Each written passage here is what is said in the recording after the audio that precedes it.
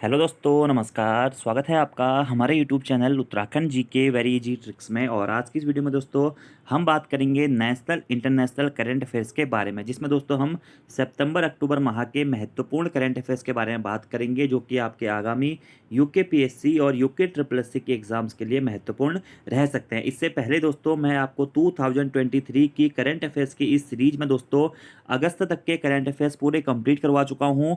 और अभी दोस्तों हमारी चल रही है सीरीज सितंबर अक्टूबर की। ठीक है, सितंबर में भी मैं दोस्तों आपको 25 तक के क्वेश्चंस करा चुका हूँ इससे पहली वीडियो में। तो अगर आपने ये वीडियोस नहीं देखी हुई है तो आप इन वीडियोस को दोस्तों जरूर देख लीजिएगा, क्योंकि जो आपके आगामी एग्जाम्स हैं, खासकर अधिशासी अधिकारी का होने वाला है, आरओ का होने वाला है, उसके बाद में वीपीडीओ का एग्जाम पेपर होने वाला है। तीनों ही एग्जाम्स में करंट अफेयर्स का वेटेज बहुत ज़्यादा दोस्तों रहने वाला है। अधिशासी अधिकारी में 20 से 25 नंबर का करंट अफेयर है, ऐसे ही आरओ वाले में भी 15 से 20 नंबर का आपका करंट अफेयर रहेगा। और वीडियो में भी 5 से 8 नंबर का आपका दोस्तों करंट अफेयर्स रहने वाला है। तो करंट अफेयर्स बहुत ज़्यादा महत्वपूर्ण है। हमारी ऐप जो एप्लीकेशन है वहाँ पर भी आपको करंट अफेयर के टेस्ट मिल जाएंगे।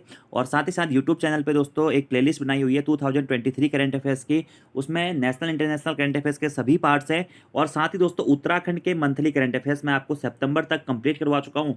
अक्टूबर की वीडियो भी 1-2 दिन में आ जाएगी। तो यहाँ से आप उत्तराखंड के करंट अफेयर्स को भी जरूर करके जा सकते हैं, क्योंकि एग्जाम में करंट अफेयर दोस्तों बहुत ज़्यादा महत्वपूर्ण आपके रहने वाले हैं। वीडियो पसंद आती है वीडियो को लाइक जरूर करें, कमेंट जरूर करें, अपने दोस्तों के साथ में वीडियो को जरूर शेयर करें। और दोस्तों अगर आपका अगले महीने अधिशासी अधिकारी एवं कर राजस्व का एग्जाम पेपर है और आपकी तैयारी पूरी हो चुकी है और आप प्रैक्टिस टेस्ट या टेस्ट सीरीज अटेम्प्ट करना चाहते हैं, तो प्ले स्टोर से हमारी एप्लीकेशन उत्तराखंड जी के वेरी इजी ट्रिक्स को डाउनलोड करके उस टेस्ट सीरीज को अटेम्प्ट कर सकते हैं। वहां पर टेस्ट सीरीज का बैच लॉन्च हो चुका है। 4 टेस्ट दोस्तों अभी तक उसमें लॉन्च हो चुके हैं। ठीक है, कुल 10 टेस्ट आपको उस सीरीज में मिलने वाले हैं। चलिए दोस्तों शुरू करते हैं। आज का हमारा पहला क्वेश्चन है, निम्नलिखित में से सुमेलित नहीं है। भारत ने फ्रांस देश से C295 ट्रांसपोर्ट एयरक्राफ्ट खरीदे हैं। नहीं दोस्तों, फ्रांस से नहीं, भारत ने किससे? स्पेन से। भारत ने स्पेन देश से C295 ट्रांसपोर्ट एयरक्राफ्ट खरीदे हैं। ठीक है, तो स्पेन हो जाएगा यहाँ पे। अगला है बर्मिंघम में आयोजित international blind sports federation world games 2023 में Indian blind women cricket team ने स्वर्ण पदक जीता है। बिल्कुल सही है दोस्तों। आपसे प्रश्न यहाँ से 2 से 3 प्रकार से पूछ सकता है।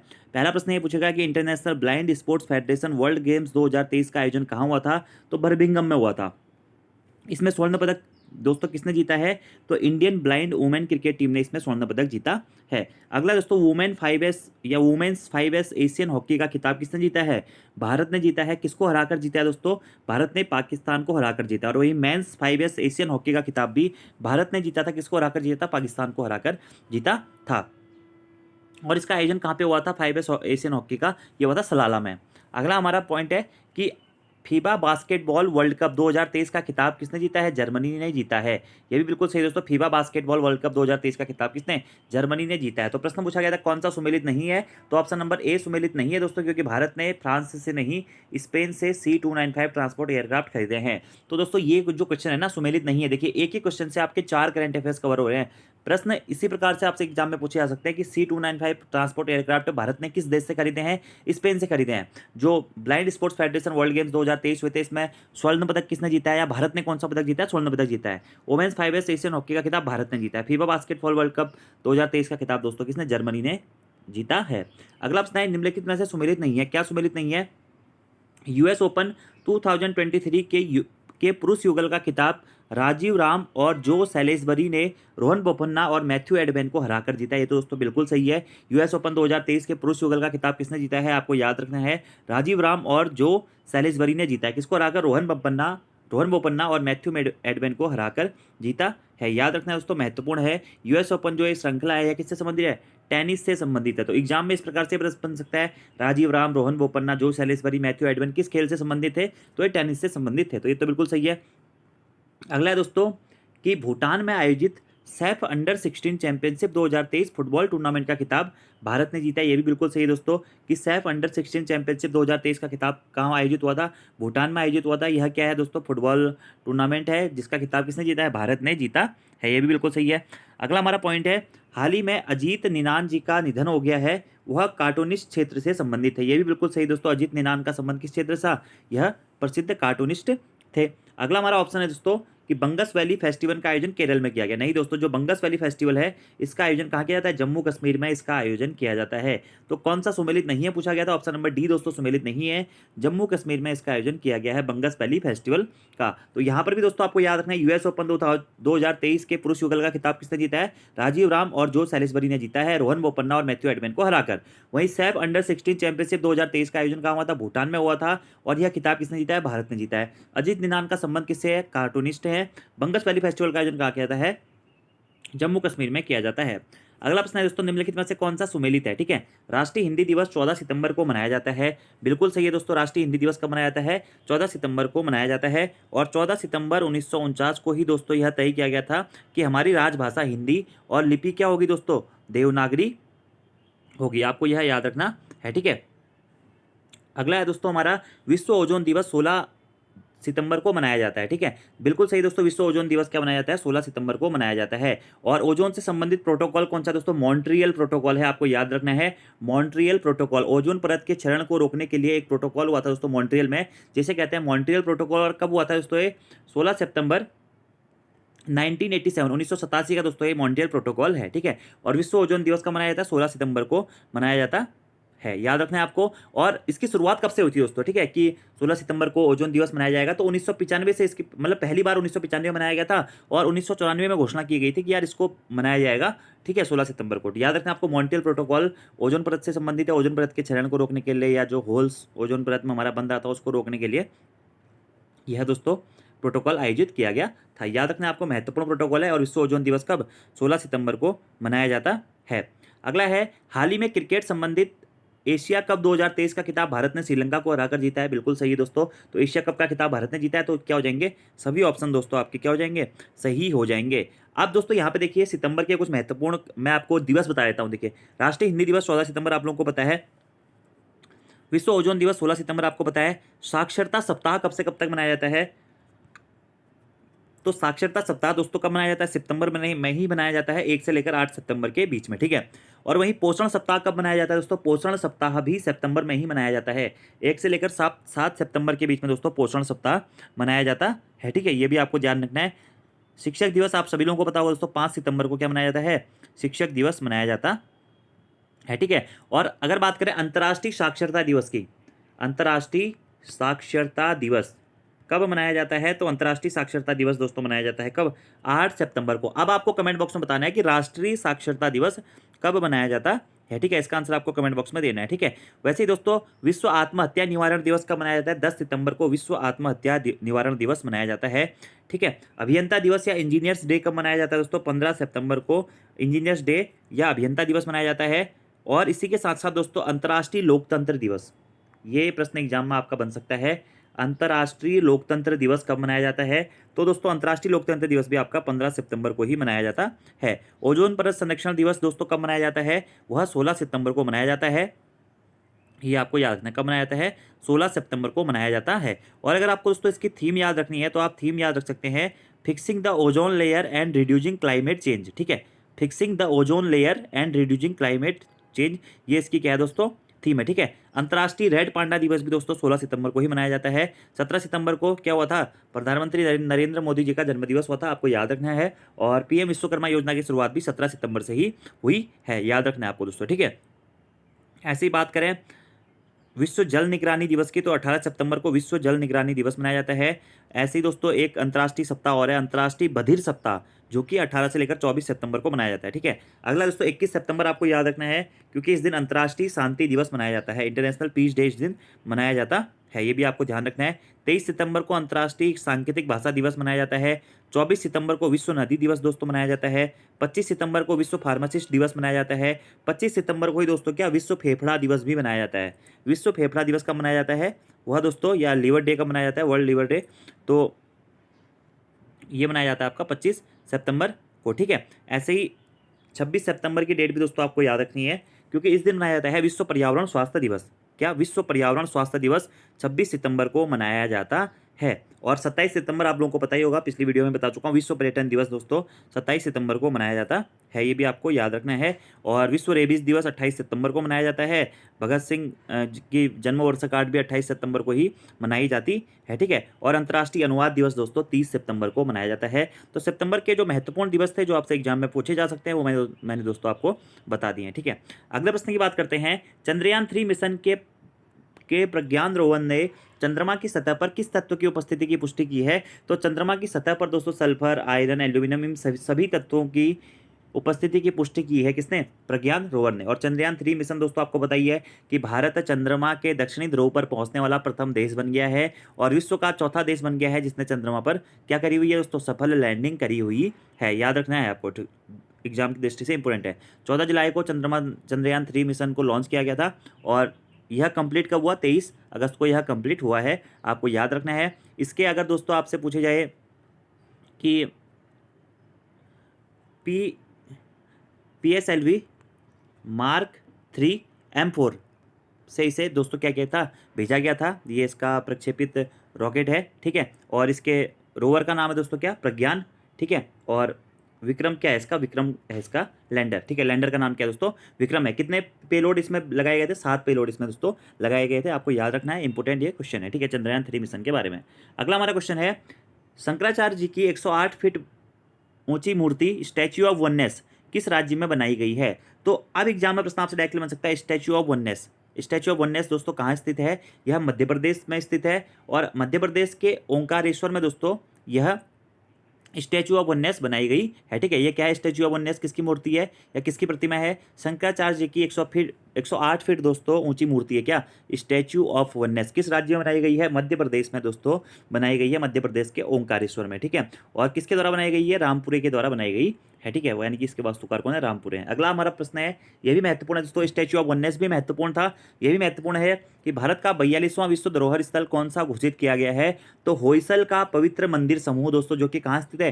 कर्नाटक में स्थित है। इसे भारत का 42वां होगा, ठीक है, 42वां विश्व धरोहर स्थल घोषित किया गया है। होयसल के पवित्र मंदिर समूह को कहाँ स्थित है? कर्नाटक में स्थित है। भगवान शिव का यह मंदिर समूह है जिसका निर्माण दोस्तों होयसल राजा के द्वारा किया गया था। इसी कारण दोस्तों इसे होयसल का पवित्र मंदिर समूह कहा जाता है, ठीक है। तो 42वां विश्व धरोहर स्थल कौन सा घोषित किया गया है? होयसल का पवित्र मंदिर समूह घोषित किया गया है। कहाँ स्थित है दोस्तों? यह कर्नाटक में स्थित है। वहीं आपसे प्रश्न बन सकता है कि 41वां विश्व धरोहर स्थल कौन सा घोषित किया गया था? शांति निकेतन दोस्तों, जो कि पश्चिम बंगाल में स्थित है। गुरु रविन्द्रनाथ टैगोर जी के द्वारा इसकी स्थापना की गई थी। इसे 41वां दोस्तों विश्व धरोहर स्थल घोषित किया गया था। और वहीं 40वां विश्व धरोहर स्थल किसको घोषित किया गया था? धौलावीरा को घोषित किया गया था। तो वर्तमान में कितने विश्व धरोहर स्थल घोषित किए जा चुके हैं भारत में? 42। और 42वां कौन सा है? होयसल का पवित्र मंदिर समूह है। उसके 41वां है शांति निकेतन और 40वां है धौलावीरा। अच्छा और महत्वपूर्ण क्वेश्चन है। अगला प्रश्न है, 128वां संविधान संशोधन विधेयक 2023 किससे संबंधित है? तो महिला आरक्षण बिल से लेकर दोस्तों संबंधित है 128वां संविधान संशोधन विधेयक 2023, ठीक है। और दोस्तों अभी अधिनियम भी बन चुका है और इसी को हम जानेंगे 106वें संविधान संशोधन अधिनियम से। तो अगर आपसे एग्जाम में प्रश्न पूछा जाता है कि 106वां संविधान संशोधन अधिनियम किससे संबंधित है, तो महिला आरक्षण बिल से दोस्तों यह संबंधित है कि लोकसभा और विधानसभा में महिलाओं को 33% यानी कि 33% आरक्षण दिया जाएगा। और इसी अधिनियम को दोस्तों या इसी विधेयक को कहा गया है नारी शक्ति वंदन विधेयक या नारी शक्ति वंदन अधिनियम। याद रखना है, महत्वपूर्ण प्रश्न है। 128वां संविधान संशोधन विधेयक 2023 किससे संबंधित है? महिला आरक्षण बिल से संबंधित है, जिसके तहत लोकसभा और विधानसभा में महिलाओं को 33% आरक्षण प्रदान किए जाने की बात की गई है। लोकसभा और राज्यसभा दोनों के द्वारा पारित इसे किया जा चुका है, राष्ट्रपति के द्वारा इसमें साइन किए जा चुके हैं। 20 सितंबर 2023 को दोस्तों यह जो विधेयक है वह नारी शक्ति वंदन विधेयक के नाम से रखा गया था और इसी को कहा जाता है नारी शक्ति वंदन अधिनियम। याद रखना है दोस्तों, प्रश्न बन सकता है कि नारी शक्ति वंदन अधिनियम या विधेयक का संबंध किससे है? महिलाओं के आरक्षण से संबंधित है। कहां पर? लोकसभा और विधानसभा में। कितना प्रतिशत? 33% आरक्षण से संबंधित है। और आप दोस्तों यह 106वां संविधान संशोधन अधिनियम भी बन गया है। इंपॉर्टेंट क्वेश्चन है, एग्जाम में जरूर ये दोस्तों पूछा जाएगा। आप कमेंट बॉक्स में आपको बताना है कि 105वां संविधान संशोधन अधिनियम कौन सा था और 104वां कौन सा था। इंपॉर्टेंट क्वेश्चन है ये भी। अगला हमारा प्रश्न है, निम्नलिखित में से सुमेलित नहीं है। क्या सुमेलित नहीं है यह पूछा गया है। ऑप्शन ए है डायमंड लीग 2023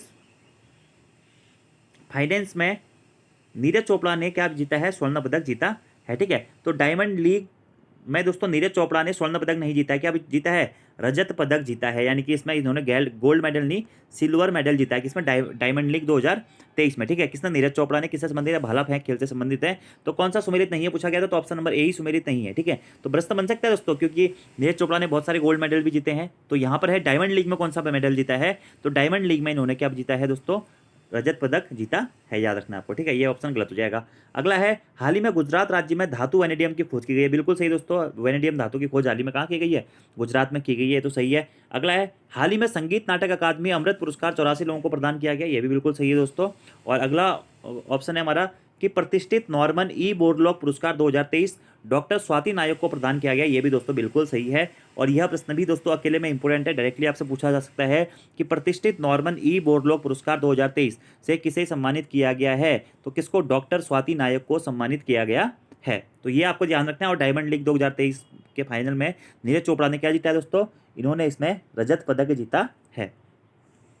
अगले प्रश्न की बात करते हैं कि पुराने संसद भवन का नाम क्या रखा गया। तो अभी दोस्तों आपको पता ही है, 28 मई 2023 को नए संसद भवन का शुभारंभ हो चुका है और पुराने संसद भवन को छोड़कर नए संसद भवन की दोस्तों ओपनिंग की जा चुकी है। और अब पुराने संसद भवन का नाम रखा गया क्या? संविधान सदन, ठीक है, याद रखना है। तो 28 मई 2023 नए संसद भवन का शुभारंभ हो चुका है। वास्तुकार थे इसके विमल पटेल। लोकसभा की इसमें क्षमता है 888, राज्यसभा की क्षमता है 384 और संघोल की स्थापना यहाँ पर की गई है। अब दोस्तों आपको बताना है कमेंट बॉक्स में, वर्तमान में लोकसभा में कितनी सीटें हैं, वर्तमान में राज्यसभा में कितनी सीटें हैं, कमेंट बॉक्स में आप बताइएगा। अगला प्रश्न है, हाल ही में चिकित्सा के क्षेत्र में 2023 का नोबेल पुरस्कार किसे प्रदान किया गया है। देखिए दोस्तों, नोबेल पुरस्कार तो अपने आप में सबसे ज़्यादा महत्वपूर्ण टॉपिक है और आपके एग्जाम में आप ये मान के चलिए कि जितने भी एग्जाम्स होंगे हर एग्जाम में आपका नोबेल पुरस्कार से संबंधित करंट अफेयर का क्वेश्चन पूछा ही पूछा जाएगा।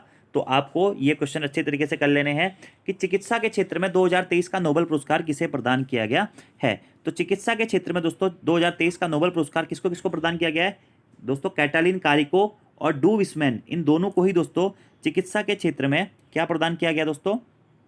नोबेल पुरस्कार प्रदान किया गया है, याद रखना है, इंपॉर्टेंट है। इन दोनों का ही नाम दोस्तों आपको याद रखना है, क्या?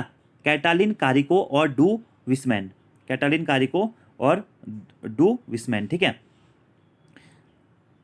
ये दोनों ही नाम आप याद रखिए। चिकित्सा के क्षेत्र में इन्हें 2023 का नोबेल पुरस्कार से सम्मानित किया गया है। अगला हमारा प्रश्न है, हाल ही में शांति का नोबेल दोस्तों किसे प्रदान किया गया है। तो हाल ही में दोस्तों शांति का नोबेल किसको? नरगेसी मोहम्मदी को सम्मानित किया गया। शांति के नोबेल से किसे? नरगेसी मोहम्मदी को सम्मानित किया गया है, ठीक है। शांति के नोबेल से किसको सम्मानित किया गया है? नरगेसी मोहम्मदी को सम्मानित दोस्तों किया गया है, ठीक है। अब नरगेसी मोहम्मदी को क्यों सम्मानित किया गया है दोस्तों? आपसे एग्जाम में एक क्वेश्चन भी पूछा जा सकता है, क्योंकि और मतलब ईरान में दोस्तों जो महिलाओं के साथ उत्पीड़न हुआ था, तो महिलाओं के उत्पीड़न से लड़ने का इन्होंने प्रयास किया था। इसलिए दोस्तों क्या नरगेसी मोहम्मदी को शांति का नोबेल पुरस्कार 2023 से सम्मानित किया गया है, ठीक है। तो कौन? नरगेसी मोहम्मदी। क्यों सम्मानित किया गया है इनको दोस्तों? सार्वभौमिक मानवाधिकारों और स्वतंत्रता के साथ साथ ईरान में महिलाओं के उत्पीड़न के लिए लड़ने के प्रयास इन्होंने किए थे। इसी कारण दोस्तों इन्हें क्या किया गया है? 2023 के नोबेल शांति पुरस्कार से सम्मानित किया गया है। याद रखना है, एग्जाम के पॉइंट ऑफ व्यू से दोस्तों बहुत ज़्यादा ही महत्वपूर्ण है। अगला हमारा पॉइंट है ईरान में महिला उत्पीड़न रोकने हेतु।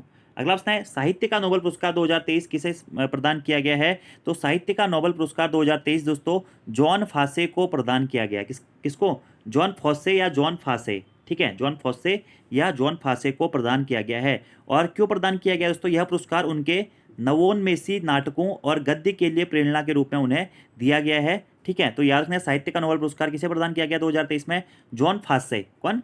फासे। अगला हमारा प्रश्न है, हाल ही में इकोनॉमिक्स या अर्थशास्त्र का नोबेल पुरस्कार 2023 किसे प्रदान किया गया है। तो इकोनॉमिक्स का दोस्तों नोबेल पुरस्कार 2023 दोस्तों किसको? Claudia Goldin. कौन? क्लाडिया गोल्डिन को सम्मानित किया गया है, ठीक है। कौन? क्लाडिया गोल्डिन, आपको याद रखना है। इकोनॉमिक्स का दोस्तों जो आपका या अर्थशास्त्र का जो नोबेल पुरस्कार है उससे किसे सम्मानित किया गया है। तो अर्थशास्त्र के दोस्तों नोबेल पुरस्कार से सम्मानित किया गया है क्लाडिया गोल्डिन को। अगला हमारा प्रश्न है, हाल ही में भौतिकी का नोबेल पुरस्कार 2023 किसे प्रदान किया गया है। तो भौतिकी का नोबेल पुरस्कार 2023 दोस्तों 3 लोगों को प्रदान किया गया है। यह 3 लोग कौन कौन है दोस्तों? आपको याद रखने हैं इनके नाम, पियरे एगोस्टिनी, फेरेंस क्रोस्ज और एनी एल हुइलियर। इन तीनों को दोस्तों किसका? फिजिक्स का यानी कि भौतिकी का दोस्तों नोबेल पुरस्कार प्रदान किया गया है। किसको किसको? एनी एल हुइलियर को, फेरेंस क्रोज को और पियरे एगोस्टनी को। याद रखने दोस्तों आपको ये तीनों नाम, एग्जाम्स में यहाँ से पक्का क्वेश्चन आपका पूछा जाएगा, ठीक है। और पदार्थ में इलेक्ट्रॉन गतिकी के अध्ययन के लिए दोस्तों इन तीनों को यह नोबेल पुरस्कारों से सम्मानित किया गया है। कौन? फेरेंक क्रोज, पियरे एगोस्टनी और दोस्तों कौन? एनी एल हुइलियर, ठीक है। इलेक्ट्रॉन गतिशीलता के अध्ययन के लिए, प्रकाश की इलेक्ट्रॉन गतिशीलता के अध्ययन के लिए इन तीनों को दोस्तों इन पुरस्कार से सम्मानित किया गया है। और कितने लोगों को भौतिकी का नोबेल पुरस्कार 2023 प्रदान किया गया, ये भी आपसे पूछा जाता है। 3 लोगों को, पियरे एगोस्टनी, फेरेंस क्रोज और एनियल हुइलियर। अब ये नाम दोस्तों मैं इतनी बार इसलिए ले रहा हूँ क्योंकि एग्जाम में आपका क्वेश्चन यहाँ से बनेगा ही बनेगा कि ये जो पुरस्कार है, भौतिकी का हो गया, रसायन का हो गया, अर्थशास्त्र का हो गया, शांति का हो गया, साहित्य का हो गया, चिकित्सा का हो गया, किस किस को प्रदान किए गए हैं। तो ये नाम आपको निश्चित ही अच्छी तरीके से दोस्तों पढ़ने हैं, एग्जाम्स के पॉइंट ऑफ व्यू से बहुत ज़्यादा महत्वपूर्ण है, ठीक है। और ऐसे ही दोस्तों यहाँ से एक क्वेश्चन ये भी बन सकता है कि पियरे एगोस्टनी किस देश से संबंधित है? दोस्तों यूएसए यानी कि अमेरिका से संबंधित है। ऐसे ही फेरेंक क्रॉस दोस्तों कहाँ से संबंधित है? फेरेंक क्रॉस जो है दोस्तों यह जर्मनी से संबंधित है, ठीक है। ऐसे ही एनियल हुइलियर कहाँ से संबंधित है? तो एनियल हुइलियर जो है दोस्तों यह फ्रांस से संबंधित है, ठीक है। फ्रांस, जर्मनी और एगोस्टनी कहाँ से दोस्तों? यूएसए यानी कि अमेरिका से संबंधित है। ये भी आपको डायरेक्टली याद रखना है। अगला हमारा प्रश्न है, हाल ही में रसायन यानी कि केमिस्ट्री का नोबेल पुरस्कार 2023 किसे प्रदान किया गया है? तो केमिस्ट्री यानी कि रसायन के नोबेल पुरस्कार से भी दोस्तों 3 लोगों को सम्मानित किया गया है।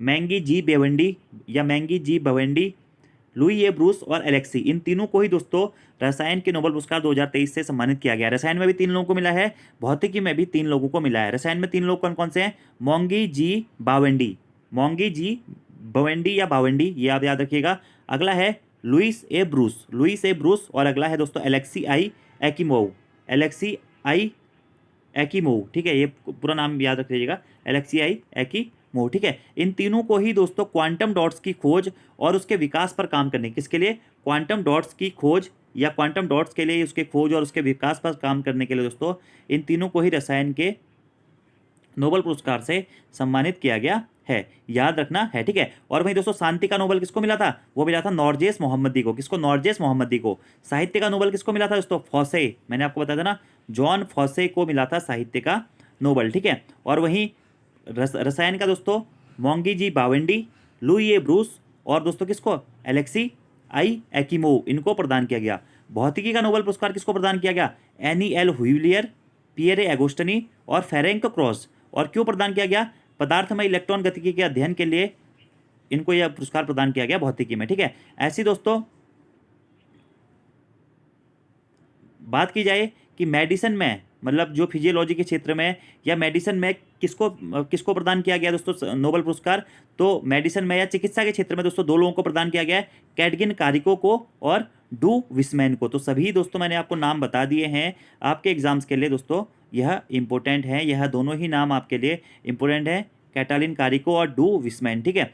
क्यों यह प्रदान किया गया दोस्तों चिकित्सा का नोबेल? तो न्यूक्लियोसाइड बेस परिवर्तनों के बारे में अपनी खोजों के लिए दोस्तों अध्ययन करने के लिए इनको यह पुरस्कार प्रदान किया गया है। तो नोबेल के जितने भी पुरस्कार थे दोस्तों 2023 के, ये मैंने आपको बता दिए हैं, इंपॉर्टेंट है, यह नाम आपको याद रखने हैं। फिजियोलॉजी या मेडिसिन के क्षेत्र में, चिकित्सा के क्षेत्र में 2 लोगों के नाम आपको याद रखने हैं, कातालिन कारिको और डूविसमैन। भौतिकी के क्षेत्र में 3 लोगों के नाम आपको याद रखने हैं, पियरे एगोस्टनी, फेरेंक क्राउज और एनियल हुइलियर। रसायन के क्षेत्र में भी आपको 3 लोगों के नाम याद रखने हैं, मोंगी जी बावेंडी, लुई ई ब्रूस और एलेक्सी आई एकिमो। साहित्य के क्षेत्र में आपको जॉन फॉस्से साहित्य। और शांति के क्षेत्र में नरगिस मोहम्मदी। शांति का तो आप डायरेक्टली याद रखें, नोबेल शांति पुरस्कार नरगिस मोहम्मदी, ईरान में शांति हेतु, ठीक है। आर्थिक विज्ञान में या अर्थशास्त्र में दोस्तों क्लाउडिया गोल्डिन यानी कि आप गोल्ड कहते हैं ना, गोल्ड किससे संबंधित है? गोल्ड इकोनॉमी से संबंधित है, तो गोल्डिन ऐसे करके आप रिलेट करके इसको याद रख सकते हैं। नोबेल शांति पुरस्कार पीस में मोहम्मदी शांति, ठीक है, ऐसा मोहम्मदी शांति, ऐसे आप रिलेट करके याद रखते हैं। ऐसे फॉस्से तो साहित्य का हो गया, रसायन और भौतिकी के नाम आपको याद रखने हैं। बाकी विस्मैन और कारिको, कातालिन कारिको, यह मेडिसिन वाले हो गए, ठीक है। अगला हमारा प्रश्न है, 19वें एशियाई खेल 2022 के संबंध में सुमेलित नहीं है। देखिए दोस्तों 19वें एशियाई खेलों का हाल ही में आयोजन हुआ है दोस्तों, और भारत ने इस बार इसमें टोटल कितने 107 पदक जीते हैं और रिकॉर्ड ब्रेक किया है भारत ने दोस्तों, क्योंकि अभी तक भारत कभी भी एशियाई खेलों में दोस्तों 100 से अधिक पदक नहीं जीत पाया था। और अभी दोस्तों भारत के द्वारा 19वें एशियाई खेलों में दोस्तों 2022 जिनका आयोजन अभी दोस्तों हाल ही में हुआ था, ठीक है, 2023 में इनका आयोजन हुआ था, इसके संबंध में दोस्तों यहाँ पे प्रश्न पूछे गए हैं, ठीक है, कि 19वें एशियाई खेल वर्ष 2022 जिनका आयोजन वर्ष 2023 में हुआ था, का आयोजन कहाँ हुआ? चीन के हांगजू में दोस्तों इसका आयोजन हुआ। ये बिल्कुल सही है। कहाँ पे हुआ है इनका आयोजन? चीन के हांगजू में इनका आयोजन हुआ है। तो प्रश्न बन सकता है कि 19वें एशियाई खेल या एशियाई खेल 2022-23 का आयोजन कहाँ हुआ है? चीन के हांगजू में दोस्तों हुआ है, ठीक है। और Olympic sports stadium bill loads stadium में इसका आयोजन किया गया है। अगला, ये तो सही है दोस्तों, ठीक है। अगला है भारत, चीन, जापान, कोरिया गणराज्य के बाद चौथे स्थान पर। भारत दोस्तों पदक तालिका में इसमें कौन से? चौथे स्थान पर है, ठीक है। कौन से स्थान पर है? चौथे स्थान पर है। सबसे पहले स्थान पर दोस्तों कौन है? पहले स्थान पर है दोस्तों कौन? चीन। दूसरे स्थान पर है जापान, तीसरे स्थान पर है कोरिया और चौथे स्थान पर क्या है? भारत है। तो प्रश्न इस प्रकार से भी दोस्तों बन सकता है कि 19वें एशियाई खेल की पदक तालिका में भारत कौन से स्थान पर है? तो चौथे स्थान पर है। भारत ने कुल कितने पदक जीते हैं? भारत ने कुल दोस्तों इसमें क्या 107 पदक जीते हैं, ठीक है, जिसमें 28 स्वर्ण पदक हैं, 38 रजत पदक हैं और 41 दोस्तों क्या है? कांस्य पदक हैं। ये भी आपको डायरेक्टली याद रखना है। और अगला ऑप्शन जो हमारा इसमें दोस्तों गलत है, क्योंकि ये तीनों तो सही है। कौन सा सुमेलित नहीं है पूछा गया, तो ऑप्शन नंबर बी सुमेलित नहीं है। क्यों? क्योंकि 20वें एशियाई खेलों का आयोजन कोरिया गणराज्य में होगा नहीं दोस्तों। 20वें एशियाई खेलों का आयोजन कहाँ पे होगा? यह होगा नागोया, जापान में। तो ये भी आपको याद रखना है। 19वें एशियाई खेलों का आयोजन चीन के हांगजू में हुआ था और 20वें एशियाई खेलों का आयोजन कहाँ पे होगा दोस्तों? वह होगा नागोया, जापान में। भारत ने 107 पदक जीते हैं, चौथे स्थान पे है, पहले स्थान पे चीन है और हांगजू में इसका आयोजन हुआ था दोस्तों। आपको याद रखना है कुल कितने? 107। चीन ने 383 जीते हैं, जापान के 188, कोरिया गणराज्य के 190 पदक हैं और यहाँ पर दोस्तों भारत चौथा देश बन चुका है जिसने 107 पदक इसमें जीते हैं, ठीक है। और सबसे अधिक पदक भारत ने किसमें जीते हैं? एथलेटिक्स में जीते हैं, ठीक है। एथलेटिक्स में भारत ने दोस्तों सबसे अधिक पदक जीते हैं। इसमें 6 स्वर्ण पदक हैं, 14 रजत है और 9 कांस्य, मतलब टोटल 29 पदक उसने एथलेटिक्स में जीते हैं। हॉकी में भी दोस्तों भारतीय पुरुष हॉकी टीम ने क्या जीता है? स्वर्ण पदक जीता है। ये भी आपको याद रखना है दोस्तों। जो एशियाई गेम्स हुए थे इनके संबंध में दोस्तों आपको एक क्वेश्चन याद रखना है, क्योंकि हॉकी से क्वेश्चन बन जाते हैं, ठीक है, कि भारत की जो पुरुष हॉकी टीम है उसने एशियाई खेलों में क्या जीता है दोस्तों? स्वर्ण पदक जीता है। किसको हराया उन्होंने एशियाई गेम्स में दोस्तों? जापान को हराया है, ठीक है। जापान को दोस्तों 5-1 से इन्होंने क्या किया है? इसमें हराया है और स्वर्ण पदक दोस्तों जीता है, ठीक है। और 2 नए खेलों को इसमें शामिल किया गया था, ई स्पोर्ट्स और ब्रॉडकास्टिंग को इसमें शामिल किया गया था, ठीक है। ये आपको डायरेक्टली याद रखना है। बाकी कुछ एक्सप्लेनेशन के बारे में बात करते हैं। पहला एशियाई खेल वर्ष 1951 में नई दिल्ली में आयोजित किया गया था, ठीक है। और एशियाई खेलों का प्रतीक चिन्ह क्या है दोस्तों? इंपॉर्टेंट क्वेश्चन है ये भी। चमकता सूरज है। एशियाई खेलों का प्रतीक चिन्ह क्या है? चमकता हुआ सूरज है या उगता हुआ सूरज है? उगता हुआ, चमकता हुआ सूरज है, ठीक है। इस प्रकार से आपको ध्यान रखना है। ऐसे ही एशियाई खेल 2022 का शुभंकर 3 स्पोर्टी रोबोट है। क्या है? 3 स्पोर्टी रोबोट है जो होंगसो शहर के यूनेस्को विश्व धरोहर का प्रतिनिधित्व करते हैं, ठीक है। एशियाई खेलों का आदर्श वाक्य क्या है? एवर ऑनवर्ड है, जो भारत के पहले प्रधानमंत्री पंडित जवाहरलाल नेहरू द्वारा दिया गया था, ठीक है। इंटरलॉकिंग रिंग के साथ साथ एशियाई खेलों का जो प्रतीक है वह उज्जवल, पूर्ण, उगता हुआ सूर्य या चमकता हुआ सूर्य है। ये पॉइंट दोस्तों आपको डायरेक्टली याद रखने हैं, एग्जाम्स के पॉइंट ऑफ व्यू से इंपोर्टेंट है, ठीक है। और एशियाई खेलों के लिए इस्तेमाल किया जाने वाला पहला शुभंकर कौन सा था दोस्तों? पहला शुभंकर था अप्पू। क्या था? एशियाई खेलों के लिए दोस्तों पहला शुभंकर क्या था? अप्पू था। ये भी आपको डायरेक्टली याद रखना है, ठीक है। अप्पू क्या था? एक भारतीय हाथी था जो कि इसका पहला शुभंकर था। और वर्तमान में शुभंकर, इसका जो शुभंकर है वो क्या है? 3 स्पोर्टी रोबोट है। ये भी आपको डायरेक्टली याद रखना है। और एशियाई खेलों के बारे में दोस्तों एक अच्छे से आप एक बार पढ़ लीजिएगा, क्योंकि यहाँ से आपको खिलाड़ियों या खेलों का नाम वाले क्वेश्चन भी बन सकते हैं। अगला हमारा क्वेश्चन है, सुमेलित नहीं है। कौन सा सुमेलित नहीं है? हाल ही में ऑस्ट्रेलिया में मूल निवासियों को संविधान में अधिकार देने हेतु ऐतिहासिक राष्ट्रीय जनमत संग्रह वॉइस टू पार्लियामेंट आयोजित किया गया था। ये बिल्कुल सही है दोस्तों कि वॉइस टू पार्लियामेंट जो राष्ट्रीय जनमत है वह कहाँ? ऑस्ट्रेलिया में आयोजित किया गया था संविधान में अधिकार देने हेतु, ठीक है। अगला है, वर्ल्ड इनोवेशन अवार्ड में सांता थोटम को सम्मानित किया गया है, ठीक है। तो वर्ल्ड इनोवेशन अवार्ड से किसे सम्मानित किया गया? सांता थोटम। अगला है, केंद्रीय शिक्षा मंत्रालय द्वारा सीबीएसई को डीम्ड विश्वविद्यालय का दर्जा प्रदान किया गया। नहीं दोस्तों, ये क्वेश्चन आपका यह सुमेलित नहीं होगा। सीबीएसई को नहीं, एनसीईआरटी को केंद्रीय शिक्षा मंत्रालय द्वारा डीम्ड यूनिवर्सिटी का दर्जा दिया गया है। किसके द्वारा? शिक्षा मंत्रालय के द्वारा डीम्ड यूनिवर्सिटी का दर्जा किसको? एनसीईआरटी को दिया गया है, सीबीएसई को नहीं दिया गया है। आप कमेंट बॉक्स में आपके लिए क्वेश्चन है, एनसीईआरटी की फुल फॉर्म क्या है और वर्तमान में इसके महानिदेशक कौन है? उनका संबंध भी उत्तराखंड से ही है, ठीक है। अगला है, मछुआरों की सुरक्षा के लिए इसरो द्वारा नभमित्र उपकरण का विकास किया गया। बिल्कुल सही दोस्तों, नभमित्र क्या है? उपकरण है। मछुआरों की सुरक्षा के लिए किसने विकास किया इसका? इसरो के द्वारा दोस्तों इसका विकास किया गया है। तो कौन सा सुमेलित नहीं है? ऑप्शन नंबर सी दोस्तों आपका सुमेलित नहीं है। अगला हमारा प्रश्न है, निम्नलिखित में से कौन सा कथन असत्य है?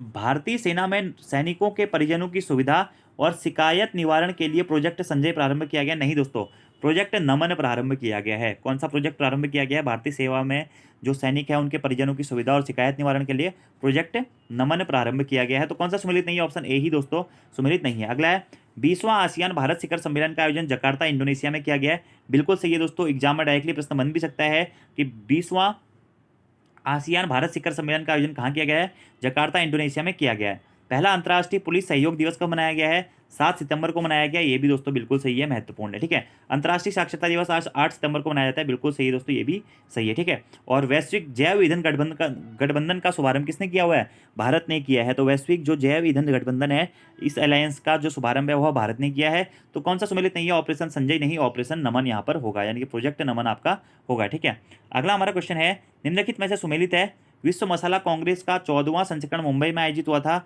ये दोस्तों बिल्कुल सही है। ठीक है, विश्व मसाला कांग्रेस का 14वां संस्करण कहाँ? मुंबई में आयोजित हुआ था। सही है। दूसरा है, सीमा सड़क संगठन द्वारा दुनिया का सबसे ऊंचा लड़ाकू हवाई अड्डा लद्दाख में बनाया जाएगा। ये भी दोस्तों बिल्कुल सही है। बाघ सुरक्षा पर अंतर्राष्ट्रीय सम्मेलन का आयोजन जयपुर में किया जाएगा। ये भी दोस्तों बिल्कुल सही है। तो सभी यहाँ पर दोस्तों आपके ऑप्शन सही हो जाएंगे। आप अलग अलग भी आपसे प्रश्न बन जाएंगे यहाँ से। मसाला कांग्रेस का 14वां संस्करण कहाँ? मुंबई में आयोजित हुआ है। सीमा सड़क संगठन दुनिया का सबसे ऊंचा लड़ाकू हवाई अड्डा कहाँ बनाया जाएगा? लद्दाख में बनाया जाएगा। बाघ सुरक्षा पर अंतर्राष्ट्रीय सम्मेलन का आयोजन कहाँ किया गया है? जयपुर में किया गया है। सभी आपके सही हो जाएंगे। अगला क्वेश्चन है, फिर से इंपोर्टेंट है, कौन सा सुमेलित नहीं है? अंतर्राष्ट्रीय लोकतंत्र दिवस 2023 15 सितंबर को मनाया गया। बिल्कुल सही है, मैंने आपको थोड़ी देर पहले भी बता दिया था। अगला है, सिम्बेक्स युद्धाभ्यास का आयोजन भारत और श्रीलंका की सेनाओं के मध्य में हुआ है। नहीं दोस्तों, सिम्बेक्स होता है भारत और किसके बीच में? भारत और सिंगापुर। भारत और सिंगापुर की नौसेना के बीच में दोस्तों सिम्बेक्स युद्धाभ्यास का आयोजन होता है। तो कौन सा सुमेलित नहीं है? ऑप्शन नंबर बी सुमेलित नहीं है। क्रिकेट से संबंधित एशिया का विश्व कप भारत विजेता बनाया श्रीलंका को हराकर। ये भी बिल्कुल सही है। प्रधानमंत्री नरेंद्र मोदी जी ने पारंपरिक शिल्पकारों और कारीगरों को आर्थिक सहायता प्रदान करने के लिए पीएम विश्वकर्मा योजना की शुरुआत 17 सितंबर 2023 से की है। ये दोस्तों क्वेश्चन बहुत ज़्यादा इंपॉर्टेंट है, वीवीआईएमपी आप इसको कर दीजिएगा कि विश्वकर्मा पीएम विश्वकर्मा योजना की शुरुआत कब से की गई है? 17 सितंबर 2023 से की गई है। घोषणा कब हो गई थी? 15 अगस्त 2023 को इसकी घोषणा हो गई थी। किसने करी थी? नरेंद्र मोदी जी ने करी है। क्यों करी है पीएम विश्वकर्मा योजना, प्रधानमंत्री विश्वकर्मा योजना की शुरुआत 17 सितंबर 2023 से? तो पारंपरिक शिल्पकारों और कारीगरों को आर्थिक सहायता प्रदान करने के लिए की गई है। ये दोस्तों बहुत ज़्यादा महत्वपूर्ण प्रश्न है, याद रखना है, अलग से आपको यह प्रश्न याद रखना है। अगला हमारा प्रश्न है, हाल ही में फिलिस्तीन के आतंकी संगठन हमास ने ऑपरेशन अल अक्सा फ्लड किसके विरुद्ध शुरू किया है? तो इजराइल के विरुद्ध दोस्तों फिलिस्तीन के आतंकी संगठन हमास ने ऑपरेशन अल अक्सा फ्लड शुरू किया हुआ है। किसके विरुद्ध में? इजराइल के विरुद्ध में। तो ऑपरेशन अल अक्सा फ्लड किससे संबंधित है? फिलिस्तीन के आतंकी संगठन हमास ने जो इजराइल के विरुद्ध शुरू किया है वह ऑपरेशन यह है। ठीक है, अब दोस्तों भारत ने भी जो इजराइल और फिलिस्तीन या हमास है इसके आसपास में जो लोग रहते हैं उनको वहाँ से वापस लाने के लिए कौन सा दोस्तों प्रोजेक्ट शुरू किया है या कौन सा ऑपरेशन शुरू किया है? इसका आंसर आपको कमेंट बॉक्स में बताना है, वरना अगली वीडियो में मैं आपको इसका आंसर बता दूंगा। और यह प्रश्न भी आपका एग्जाम में पक्का आएगा, पक्का आएगा। देख लेना, इस महीने ना दोस्तों बहुत इंपॉर्टेंट है, जैसे नोबेल पुरस्कार है, पक्का एग्जाम में आएंगे। आप निश्चित ही आप मान के चलिए कि एग्जाम में आएगा ही आएगा। ऐसी कुछ जो चीज़ें मैं क्वेश्चन जो आपको करा रहा हूँ ना, बहुत सारे क्वेश्चन ऐसे हैं जो एग्जाम में आपके आएंगे ही आएंगे। ठीक है, अगला है 27वें विश्व सड़क कांग्रेस का आयोजन कहाँ किया गया है? तो प्राग चेक रिपब्लिक के प्राग में 27वें विश्व सड़क कांग्रेस का आयोजन किया गया है। हाल ही में किस जानवर को खाद्य पशु का टैग दिया गया है? तो मिथुन को दोस्तों हाल ही में खाद्य पशु का टैग दिया गया। किसको? मिथुन को। निम्न कथनों में असत्य चुनिए दोस्तों। तो वर्ष 2023 का Norman Borlaug Field Award Swati Nayak को प्रदान किया गया। इंपोर्टेंट है, ठीक है, सही है। वैश्विक नवाचार सूचकांक 2023 में भारत 40वें स्थान पर है। ये भी बिल्कुल सही दोस्तों। इंडिया स्मार्ट सिटी कॉन्क्लेव 2023 का आयोजन कहाँ? इंदौर में किया जाएगा। ये भी महत्वपूर्ण है, प्रश्न बन सकता है। इंडिया स्मार्ट सिटी कॉन्क्लेव 2023 का आयोजन क्या किया जाएगा? इंदौर में किया जाएगा। तो तीनों ही दोस्तों इसमें सही है, तो इनमें से कोई नहीं आंसर हो जाएगा क्योंकि कोई भी इसमें से सत्य नहीं है। ठीक है, तो ये थे दोस्तों हमारे 49 क्वेश्चन, जिसमें हमने सितंबर माह के करंट अफेयर्स पूरे कवर अप कर लिए हैं। ठीक है, और अक्टूबर के भी कवर अप कर लिए कुछ करंट अफेयर्स। अब दोस्तों जो इसकी अगली वीडियो आएगी वो आएगी अक्टूबर नेशनल इंटरनेशनल करंट अफेयर्स के बारे में, जो कि आपके आगामी एग्जाम से तो शुरू मतलब बहुत ज़्यादा महत्वपूर्ण है। इसमें देखिए पहला ही क्वेश्चन है जो आपका होमवर्क का भी है कि इजराइल और फिलिस्तीन से भारतीय नागरिकों को वापस लाने के लिए भारत सरकार ने कौन सा ऑपरेशन को शुरू किया हुआ है। तो आज की ये वीडियो आपको कैसी लगी कमेंट बॉक्स में जरूर बताइएगा दोस्तों। वीडियो पसंद आती है वीडियो को लाइक जरूर करें, कमेंट जरूर करें, अपने दोस्तों के साथ में वीडियो को जरूर शेयर करें। और अगर आपने इससे पहले के करंट अफेयर्स की वीडियोज को नहीं देखा हुआ है तो आप उनको जरूर देख लीजिएगा, आपके एग्जाम्स के लिए बहुत ज़्यादा महत्वपूर्ण रहने वाले हैं। और प्रैक्टिस सेट या टेस्ट सीरीज के वैसे आप जुड़ना चाहते हैं तो प्ले स्टोर से हमारी application Uttarakhand GK very easy tricks को डाउनलोड करके जुड़ सकते हैं। तो बहुत बहुत धन्यवाद दोस्तों, आपका धन्यवाद।